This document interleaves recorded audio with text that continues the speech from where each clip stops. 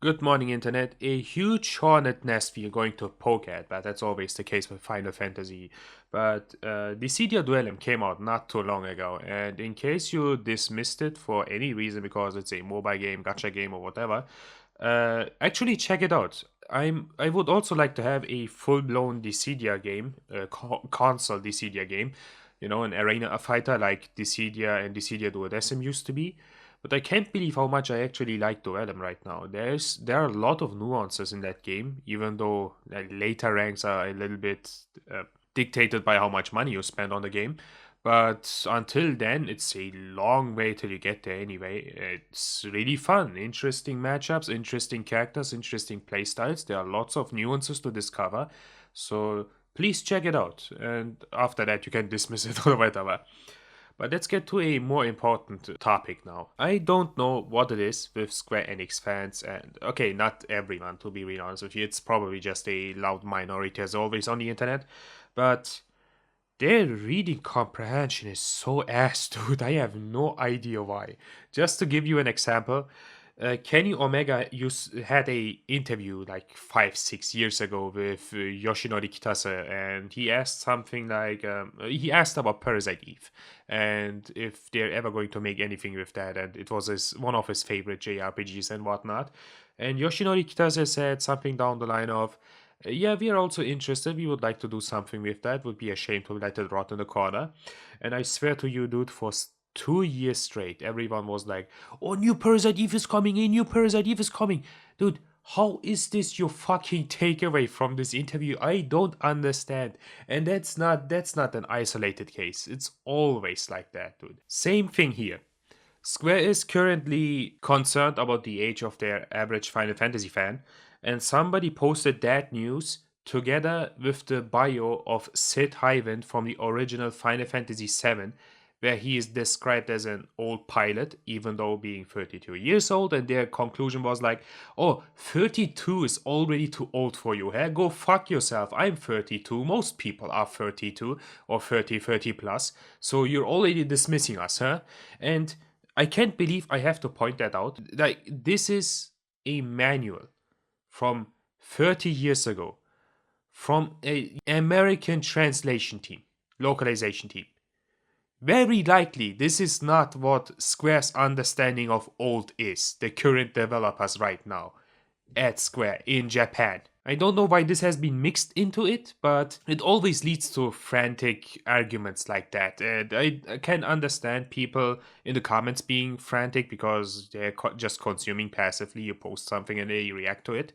But being the poster of stuff like this, like the original poster, I mean OP, I don't understand how you can twist the narrative this much. But here we are. I have to point that out. Now, let's get down to business. The average age of a Final Fantasy fan is 42. Not 32, not 30, 42. Which is absolutely devastating no matter what franchise you are. Resident Evil, Magic the Gathering, Digimon, that is not good. It basically means somewhere down the line in 5 to 10 years, you don't exist anymore because your clientele will get old or even die and you have no clientele to sell your stuff to. Now, it is really important to understand what average means, how you calculate it. This is the crucial point most people don't understand. Average of 42 doesn't mean that most of your community members, your clientele is 42. That's not how it works. It would work that way if it was the median. But you calculate the average with the arithmetic mean.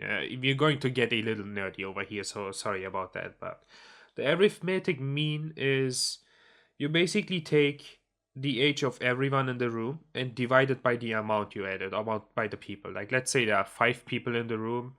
Someone is 16, someone is 32, someone is 20, so on and so forth. You calculate that, you summarize that together, and then you divide it by 5 by the amount of people we added. And if you run the math with that one, you will realize really quick that the average is designed in a way so that it catches extremes on both sides. So an average of 42 basically implies, it could imply both things. It could mean that there are a lot of 60-year-olds with a couple of 10-year-olds in the room, or a lot of 10-year-olds with a couple of 60-year-olds in the room. And I know that is like a wild analogy giving in what times we live, but just bear with me for a moment. So by now you should understand what the problem is.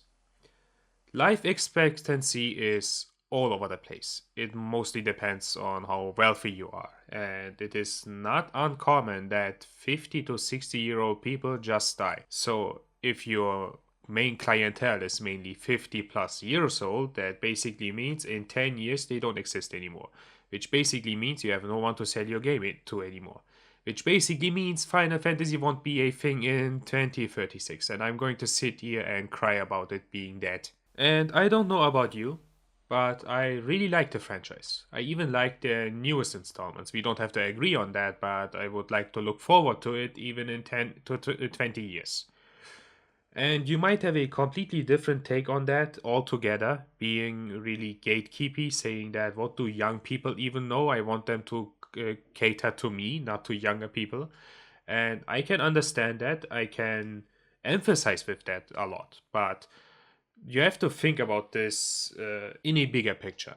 Whether or not Final Fantasy is, for instance, turn based or has a certain setting or whatever doesn't depend on what the average age of their clientele is. To be real honest with you, I don't think they will ditch the action gameplay anytime soon. If you look at their past games, if you look at how diverse the gameplay on the PS1 alone was, I don't think Square will just go back to turn based the way they used to do on the older games. Like Racing Lagoon is an action, it's not an action, it's a racing RPG.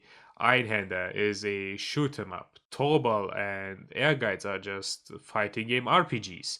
There are a lot of action RPGs like Legend of Mana. They've been really wild with gameplay, and I think they are just experimenting with that type of gameplay systems with their biggest cash cow now, which is why we are in this mess, quote unquote, to begin with. I don't want to dive too much into that topic because this will be a heated discussion no matter what, and I am really tired of participating in discussions like that, whether or not it should be turn based or not. But Final Fantasy won't ever get a chance to return to turn based if it just ceases to exist. And it is in our best interest for younger people to actually be Stockholmed by something like Final Fantasy or Resident Evil or whatever, instead of being Stockholmed by something like Fortnite or any other gacha game that is depriving of their time and money or whatever. Ultimately ruining our hobby and benefiting business practices that have no room in our video game landscape to begin with. And it is not necessarily their fault, I'm speaking of younger people, that they are Stockholmed by smartphone and smartphone games and social media because it's not them that invented that. Steve Jobs wasn't a Zoomer. Mark Zuckerberg, who invented Facebook, isn't a Zoomer. So we basically put that on them, and now they have to learn how to live with that, how to regulate that, and how to not get stuck in a depression and in this endless doom scrolling. We put that on them. I'm saying we. I'm not in on that age range myself. I'm not. I'm more on the younger side. But the older generation invented that technology, threw it into the market for profit, and now younger people are on the receiving end of it. They're also not necessarily the ones that made things like microtransaction popular to begin with. Around that time, Zoomers didn't even have really a say with their money and budget to make these business practices successful to begin with. And there's also the fact that things will change inevitably eventually down the line. People will leave the scene one way or another, like people you used to know and love back in the 90s and Y2K. For instance, Tomonobu Itagaki died last year in October at the age of 58. Shutaro Ida died this year in February at the age of 52, which was a really sad day for me because there are so many great Castlevania games to his name, including Bloodstained and Bloodstained 2, which is going to drop this year. He enriched my life by so much, and I'm a little concerned about Castlevania-like games coming out in the future if there isn't someone that will properly replace him. I would have loved for him to stick around longer, but it wasn't meant to be. Katsuhiro Harada left Namco, even though Tekken is still up and running and probably needs him a lot right now. But That man eventually just hit pension, and I hope he's doing fine. You may never know why he retired. And I also incline you to check out the Dissidia Duellum interview with the developers. I also uploaded a video about it, talking about it a little bit, because there were a lot of implications in that one, including that Nomura might also not stick around for much longer. They are also talking about passing down the torch. And this is something we have to be aware of and concern ourselves with, because it is inevitable. We have to eventually pass things down and make sure that they stay alive by a much younger generation. So, in my eyes, this isn't really about trivializing older people or rationalizing them out of the equation, because that would be entirely stupid, dude. This is where your money is coming from. So, why would they do that? It is also not necessarily about gaining a bigger profit, because mathematically, with the declining birth rate, you have a lot more older people than you have younger people. So trying to appeal to a younger generation because you want to have more money and a bigger income doesn't even make sense mathematically. So I don't see this as a primary reason for them to trying to cater to younger people. It is more about staying alive and keeping your job, which, in all honesty, I can't blame them for that. I don't know why you guys think that's bad or another reason to shit on them. There are many good reasons to shit on them, many reasons I would shit on them for, but there's also a lot of noise, which I can't comprehend. A lot of incomprehensible reasons people are shitting on them for, and this is one of them, dude. This ain't it, Chief. They're just trying to keep their franchise alive and secure their job, basically. And I can't blame them for that. Be that as it may, there are a lot of interesting topics we could talk on that note, but I don't want to front load this video too much. I think I said my piece and everything relevant to it, so I'll see you guys another time. Don't get run over by a car, okay? I'll see you. Hopefully. Don't get run over by a car. I want you here tomorrow morning.